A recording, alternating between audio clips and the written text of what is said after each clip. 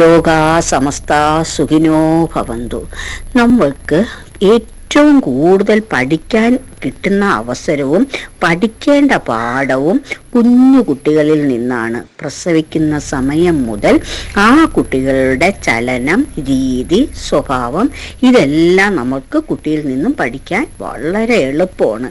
അവരുടെ ഓരോ രീതികളും, അവർ കാണിക്കുന്ന ഓരോ ചലനങ്ങളും, അവരുടെ ആവശ്യങ്ങൾക്ക് വേണ്ടി അവർ കാണിക്കുന്ന ഓരോ പ്രവർത്തനങ്ങളും നമുക്ക് നന്നായി വിലയിരുത്താം.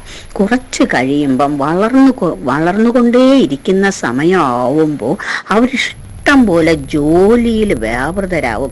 അവരുടെ ശ്രദ്ധ, ആ ജോലി ചെയ്യാനുള്ള ഉത്സാഹം, അവർ വളരെ വളരെ കണ്ണിങ്ങായിട്ട്, വളരെ ശ്രദ്ധയോടുകൂടി, വളരെ ആത്മാർത്ഥമായിട്ടായിരിക്കും അവർ ഓരോ ചുവടുകളും വയ്ക്കുന്ന, ഓരോ കാര്യങ്ങളും അവർ ചെയ്യുന്നത്.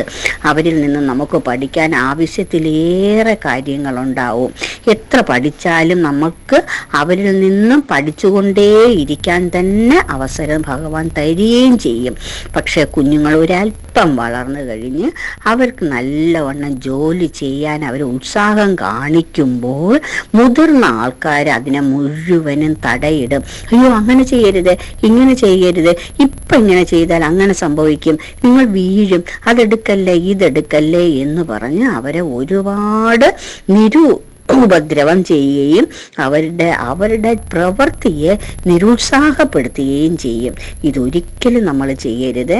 അവർക്ക് ചെയ്യാനുള്ള എല്ലാ പ്രോത്സാഹനങ്ങളും ചെയ്ത് സമയവും അവർക്ക് ധാരാളം കിട്ടും, ആരോഗ്യവും അതിനനുസരിച്ച് കിട്ടും, എല്ലാ സൗഭാഗ്യങ്ങളും അവർക്ക് കൊടുക്കാൻ ഭഗവാന് 100% കഴിയും. മുതിർന്ന ആൾക്കാർ അതൊരു ഗൈഡായി കരുതി അവരെ മുന്നോട്ട് കൊണ്ടുപോയാൽ മാത്രം മതി നമ്മൾ ഉദ്ദേശിക്കുന്നതിന് അപ്പുറം ഫലം അവരുടെ കയ്യിൽ നിന്നും നമുക്ക് നേടാൻ കഴിയും.